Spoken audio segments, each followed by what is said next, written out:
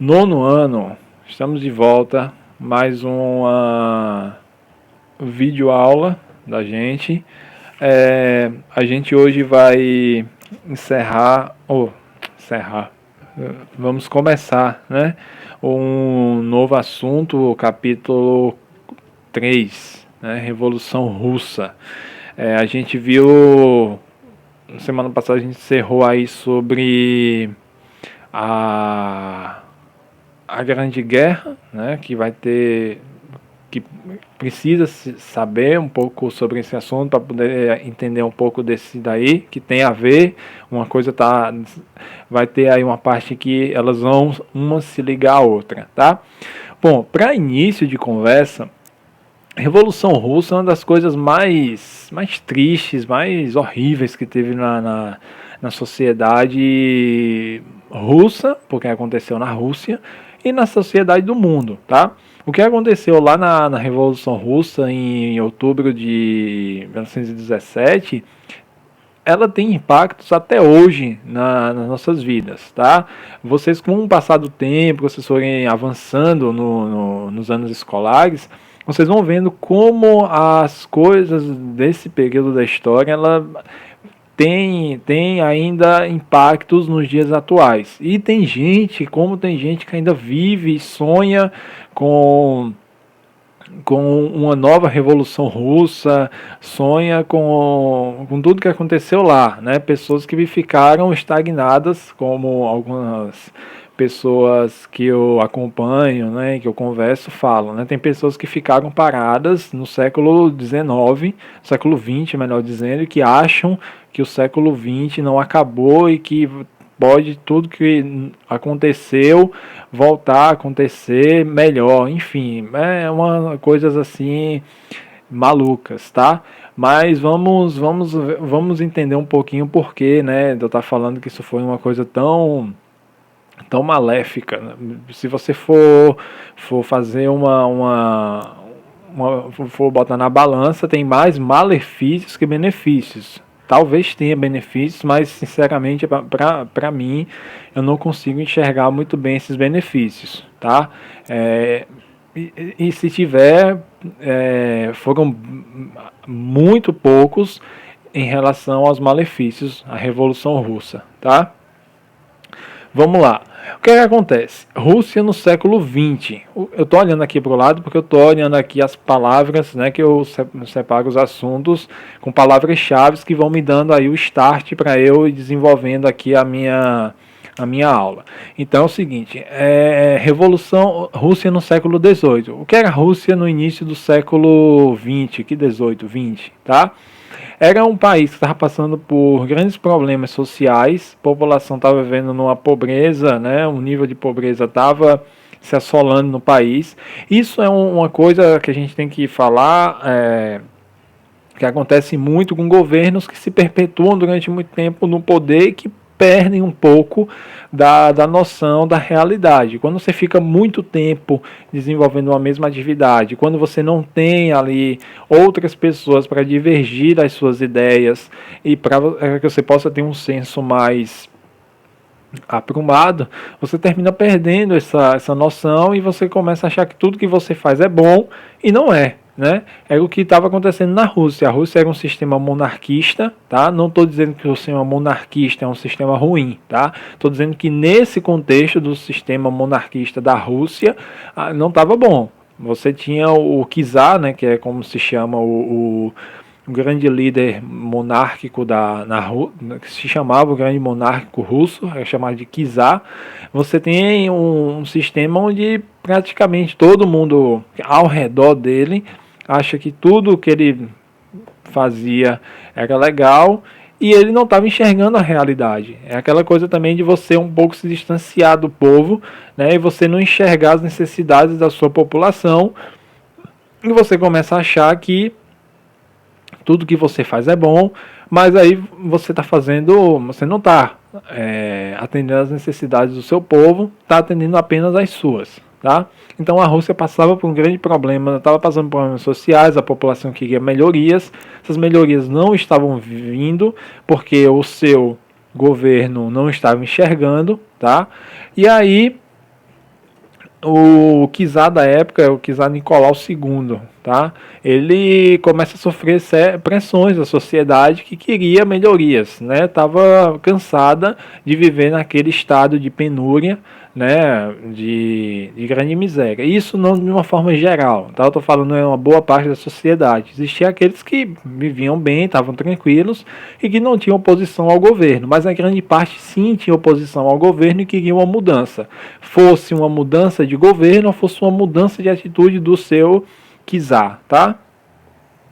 Bom, aí nesse contexto você vai ter aí o surgimento de dois grupos, né, políticos, sociais, podemos dizer assim, que traziam ideias de uma melhoria e de mudanças ao que a sociedade tanto almejava, né, tanto queria.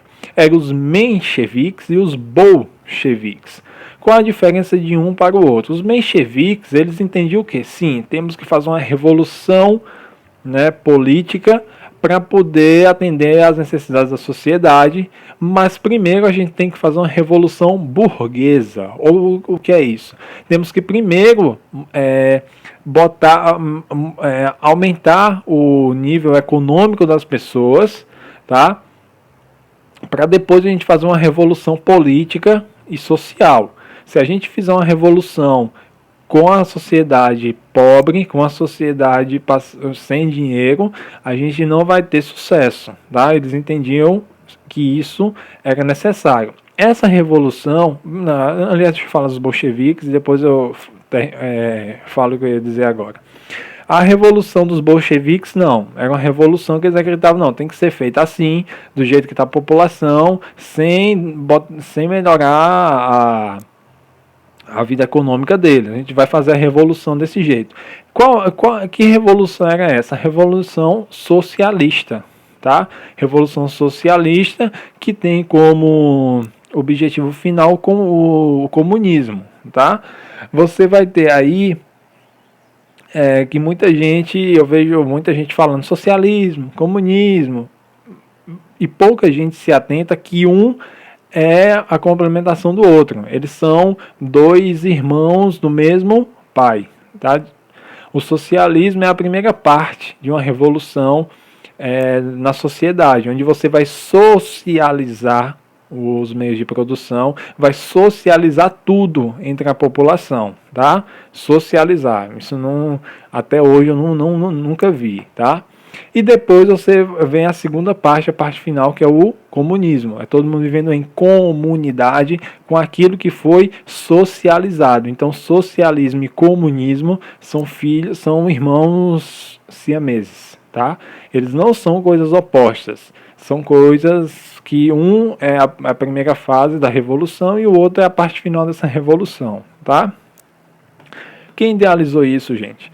Isso vai começar lá no século XVIII, né, com a Revolução Industrial, com aqueles problemas que tinha na Revolução Industrial, sociedade vivendo em miséria, sociedade vivendo problemas sociais, o que de certa forma é lógico, tá? Não estou defendendo aqui a precariedade que existia na Revolução Industrial, mas todo o sistema, toda coisa nova, quando ela surge com mais problemas do que benefícios.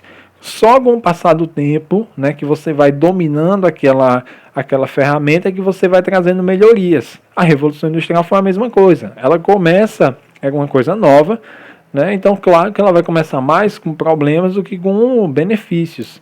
Só que o filósofo Karl Marx, ele vai enxergar esses benefícios, esses malefícios, né? E vai desenvolver uma teoria que vai ser a seguinte, que a população operária vai chegar um momento, devido às dificuldades que ela passava, eles vão se juntar e vão tomar as fábricas e vão tomar o poder, e com isso as indústrias vão começar a ser mais justas, né? Porque como os operários sabiam como era a dificuldade, quando eles tomassem o poder, eles saberiam como gerir elas e não trazer aqueles malefícios que existiam, como exploração de trabalho, baixos salários, só que ele não enxergou que isso era apenas uma fase, que com o passar do tempo, com as indústrias, né, se desenvolvendo e a população também, essas coisas iam sendo resolvidas, tá? Mas ele, infelizmente, desenvolveu essa ideia,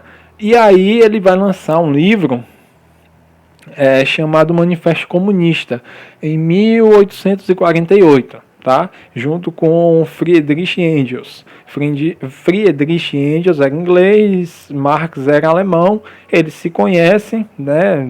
Compartilham essas ideias e lançam o livro Manifesto Comunista, que trazia todo o aparato para você fazer essa revolução na sociedade. Primeiro a Revolução Socialista até a Revolução Comunista, tá?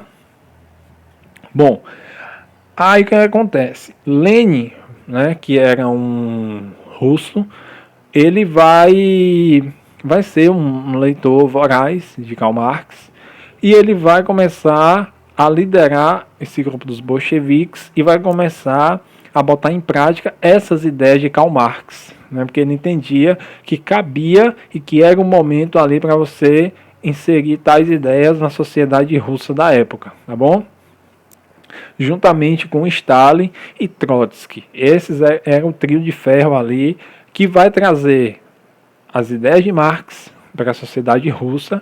A sociedade russa, devido à situação que vivia, vai começar a aclamar eles, vai começar a achar que eles são os grandes solucionadores dos problemas da sociedade.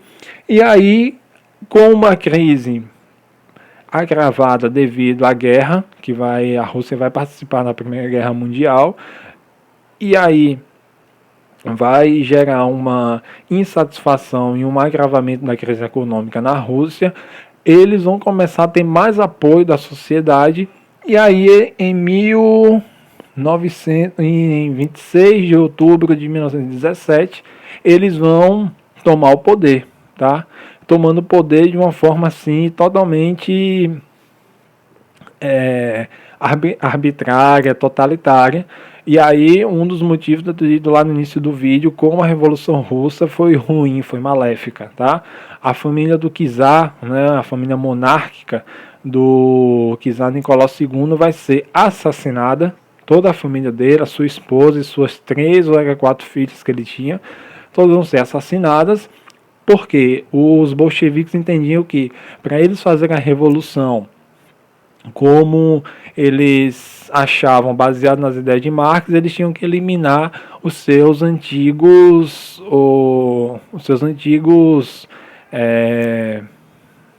quem veio antes deles, né, no governo.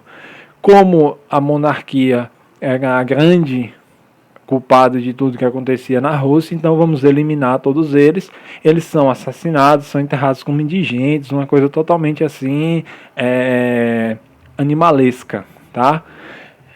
Enfim, bom, e aí Lenin vai começar, né, o grande líder, junto com Stalin, Trotsky, que vai começar a pôr em prática as ideias socialistas para chegar à Revolução Comunista, tá? Mas aí o que acontece? Como eu falei para vocês, Karl Marx era alemão. Tá? As ideias de Karl Marx começam a se desenvolver lá na Alemanha. Existia lá os marxistas, eles começam a surgir na Alemanha, que são aqueles discípulos de Karl Marx.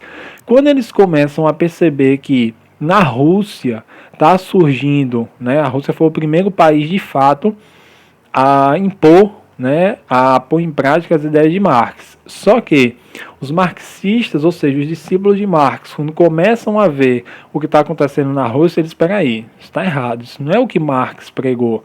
O que está acontecendo na Rússia não é o que Marx pregou. Precisamos fazer uma revisão das ideias de Marx, porque o que Lenin está fazendo lá na Rússia não é o que Marx pregava, tá? E aí, como efeito, vai surgir aí só uma dica para vocês, vai surgir aí uma coisa chamada Escola de Frankfurt, que eu não vou me aprofundar porque não faz parte do assunto, mas é só uma forma de vocês entenderem. A Escola de Frankfurt foi uma escola né, que existiu e que trouxe, foi inventada basicamente para revisitar e rever as ideias de Marx como uma forma de melhorar para que não acontecesse em outros lugares do mundo que aconteceu na Rússia com Lenin, né, com Lenin liderando lá essa revolução. Bom, porque os marxistas diziam que o que acontecia lá na Rússia não era o que Marx pensava? Porque é o seguinte, a melhoria que ele tanto pregava para a sociedade não chegou. Tá? Na verdade, todas as revoluções socialistas que existiram e que existem até hoje, comunista, né, que são coisas iguais, elas nunca trouxeram melhorias nenhuma para a sociedade. Tá? Se você for ver ao longo da história, vocês vão vendo isso ao passar do tempo, vocês vão começando a pesquisar, estudar aonde teve revolução socialista e comunista, a população não teve melhoria nenhuma. Só quem tem a melhoria é quem lidera e quem a faz, como era no caso lá na Revolução Russa. Quem teve melhoria nas suas vidas era quem fazia parte do partido de Lenin, de Stalin, de Trotsky. Eles é que tiveram melhorias. A sociedade, o povo não viu nunca essa melhoria chegar até eles, tá? Bom, o que é que eles fizeram? Eles coletivizaram tudo, tá? Tomaram o poder e coletivizaram tudo. O que é o coletivizar? É você pegar todos os meios de produção da sociedade e botar à disposição para o governo se sustentar, tá? Para o governo se manter. E aí você fica com a maior parte disso e o que sobrar você divide igualmente, tá? Para a sociedade. Sendo que esse dividir igualmente, ele tem um limite. E aí quando acaba, nem todo mundo teve acesso a isso, então vão passar necessidade. Por exemplo, você tem uma quantidade de alimentos. A maior parte ficava para o partido, ficava para Lenin e as pessoas que eram ligadas a ele. O que sobrava ele dividia com a sociedade. Mas essa divisão não atendia toda a sociedade. Então muita gente passava fome, passava necessidade. Isso é um exemplo para vocês entenderem o que é essa revolução aí socialista comunista, que aonde ela ocorreu, ela teve coisas muito parecidas com o que aconteceu na Rússia, tá? Bom, vai ter revoltas, a população vai começar a ver que o que Lenin pregava era balela, não tem melhoria nenhuma. Tem aquelas pessoas que eram defensoras da monarquia e, juntamente com os insatisfeitos com o governo Lenin, que o apoiavam antes, vão começar a fazer oposição ao governo dele. Em resposta, ele vai criar o chamado Exército Vermelho, que é uma coisa terrível, tá? Reprimia, torturava, matava, mandava pessoas para campos de concentração, chamados gulags, né? Onde as pessoas trabalhavam até morrer. Então, virou um governo opressor ditatorial. Isso é o que se tornou a Revolução Russa. E por isso que eu falei no início do vídeo, novamente enfatizando, como foi ruim, como foi maléfico esse negócio de Revolução Russa. E depois, tudo que veio na história, tudo que veio depois dela, que teve como base o que aconteceu na Rússia, também teve coisas muito ruins. Quase nada bom, tá? Bom, e é isso, tá? Na próxima aula eu vou falar mais sobre isso, vou encerrar o assunto, vou falar sobre a segunda parte dessa Revolução Russa. Essa é a primeira parte da Revolução Russa, tá? Vai ter uma segunda parte que é ainda mais ruim, que é mais terrível ainda, que é quando Lenin deixa o poder e assume Stalin, tá? O vídeo hoje foi bem longo, né? Quase 20 minutos, mas é que o assunto tem que ser bem triturado para que vocês possam compreender o melhor possível, tá? Dúvidas, bota aí nos comentários ou entre em contato comigo, tá bom? Abraço.